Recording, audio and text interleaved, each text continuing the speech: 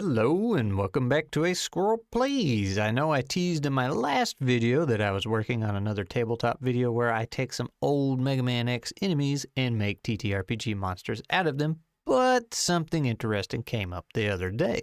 Me and the boys were hanging out shooting some bugs like we normally do on Friday night, and we got to talking about some villains, particularly video game villains.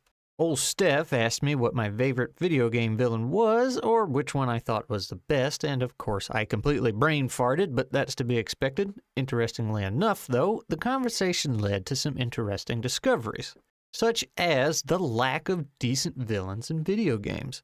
I don't mean something memorable like Bowser, I mean a villain with some depth, some purpose, motive, drive, ambition, a villain that can make the hero question their own motives.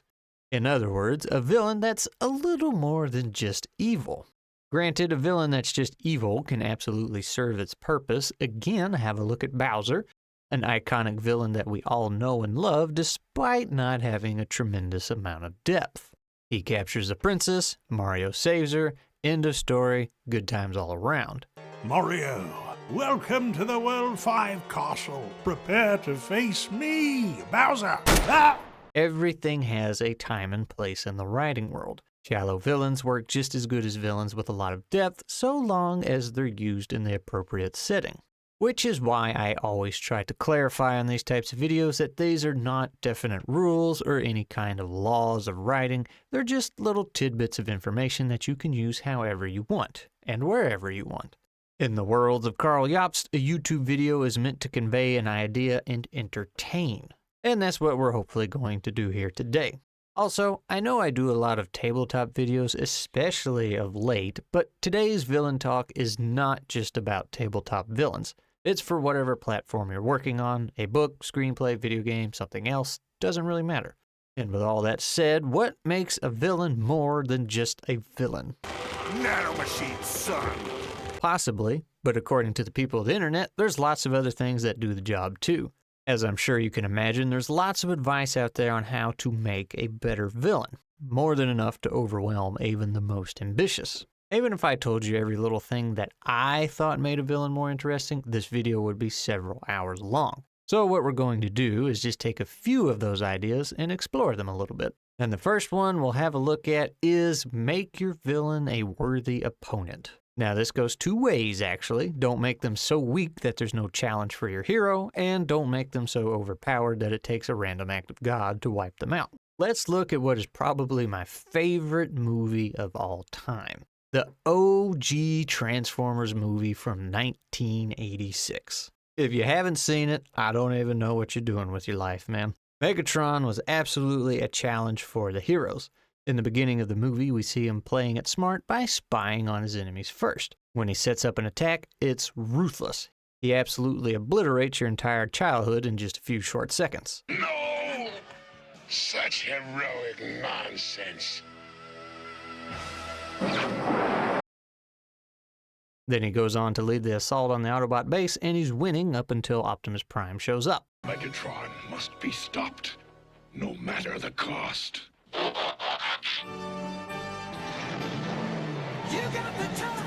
Good God, I love this movie. Anyway, Optimus transforms and rolls out and has a showdown with Megatron. They go toe-to-toe for the most part, exchanging blows, but Optimus ends up on top. Our once fearsome and ruthless villain is now on his knees, but he sinks to a new low and fakes weakness to try and pull a fast one. Shortly after that, Hot Rod jumps into the scene and causes an argument that is still a hot-button issue to this day for a lot of people.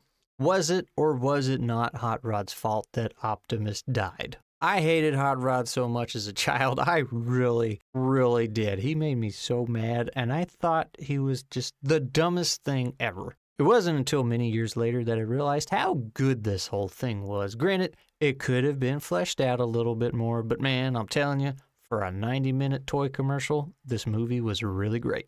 But my point is, Megatron is a force to be reckoned with all throughout this movie. He nearly lost here, but he gets his upgrade into Galvatron, and every time the Autobots cross paths with him, it does not end well. But they do survive. Die! Die! Well, most of them anyway. Despite that, Hot Rod over here is still determined to take him on because he knows it has to be done.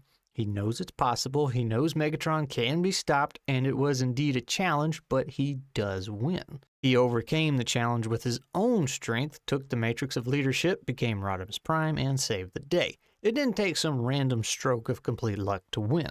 Though you could argue the Matrix choosing him was a stroke of luck, but still he did step up and rise to the challenge all the way up to that point, so Random villain making topic number 2. Give your villain a strong connection to the hero. And I already know what you're thinking because it's the easiest example, good old Darth Vader. I am your father. Yes. We know. It's old news at this point. It was the reveal of the century. When I first saw it as a kid, I enjoyed it just as much as the next person. But in all honesty, this setup is something I've never really completely understood, and I feel like it could have been done better. Don't get me wrong, the idea of Big Bad Vader being the hero's dad is great. But Luke never knew his dad at all. Never saw him a single time. Aunt Beru and Uncle Owen were his parents. And he never would have known otherwise had somebody not told him. Which actually would have been kind of funny in all honesty. Vader could have been all like, I am your father, and Luke just would have stood there with a dumb look on his face like, what? But that's what I don't get, and maybe this is my halfway decent upbringing privilege showing. Luke and other characters that have had similar reveals had zero attachments to his father. I really don't feel like Luke's complete shock was justified because there's no bond between him and his father. But what if you made some tweaks? What if Luke did know Anakin before he became Vader? What if Anakin spent some time with his son between battles? He could have told him about the Force, about Jedis. One of Luke's fondest memories could be practicing with his dad using toy swords, or lightsabers, I guess. Or sticks. They could use sticks like a child should. Back in my day, we blah, blah, blah, blah, blah. Anyway, there's one particular move that his dad does that always gets the best of Luke, and he's never able to avoid it. Then one day when his dad is supposed to come home, another soldier shows up instead and reports the sad news that Anakin is dead. Now little Luke, probably not even a teenager yet, is fatherless and actually has something to miss. Fast forward 10 years or so, the Empire rules everything, everybody knows of the big bad evil Darth Vader, and Luke gets wrapped up into the rebellion like normal. He has his one-on-one with Vader, and Vader attempts the maneuver that always bested him as a child, but Luke blocks it this time. Vader has a small chuckle and says, "You've been practicing." Luke would recognize the move, and the comment would drive the point home. Luke would ask if Vader is his dad, we have the reveal, and now Luke is proper shooketh. Probably so much so that he wouldn't be able to fight properly. He'd be more confused than anything, but that conflict would be there, and that's what we want. Now, obviously, and I shouldn't have to say this, but this is the internet after all, I do realize that change would mess up an abundance of other things in this story. Luke was kept a secret for a reason, among many other things. The point was to show an example of a stronger family bond. I should also point out that having a connection to the hero of the story isn't limited to family bonds. Close friends gone rogue are always fun. The villain could also be connected to the hero through a similar goal or motive, but they went about it two completely different ways. An example of that would be the typical zombie trope. One person wants to cure the zombies, and one wants to burn them all to a crisp. Generally, I'm in Camp Crispy, but I don't guess that really matters. They could have been working together to study the zombies for what they thought was the same goal, but then later discovered their differences. Or maybe something happened along the way that caused the split, such as the leader of Camp Crispy losing a loved one to the zombies, and now he wants revenge. Now, on a TTRPG note, I do feel like connecting your BBEG to the heroes on a personal level is a bit trickier because it depends on your player characters' backstories and what they bring to the table. But I will say, if you can get their backstories twisted into the main BBEG's plot, it does pack a punch. In the first campaign I did, while it wasn't the big final boss, there was one boss character that weaved his way into the backstories of a few of the other player characters, and boy oh boy did it cause some emotions. They were very much ready to put him down when they finally got to him. Anyway, villainous villain tip number 3, depth and layers. A villain needs to be a little bit more than just evil for the sake of being evil. But hey, not always. Again, Bowser didn't exactly need depth to make things work. He was a villain pure and simple. He just wasn't a super villain. And what's the difference, you might ask? Presentation! All right, that actually has nothing to do with what I'm about to say. I just wanted to use the clip. Anyway, something I was told a long time ago was that a good villain believes he's the hero of a story. If not the hero, then he's at least convicted and fully believes that what he is doing is for the greater good, even if he doesn't like it. Personally, I have a bit of a soft spot for a villain who is convicted enough to do something he really doesn't like Magenta from X-Men. I said, hold up. Magneto, that's what I meant. Good old autocorrect. Superpowers aside, I thought Magneto was a really cool villain. He was a child Holocaust survivor, which understandably shaped his outlook on certain things, but he also had a strong friendship with Charles, and gosh, I'm sorry, I can't ever talk about Charles or the X-Men without thinking of that stupid Juggernaut video. Charles, no!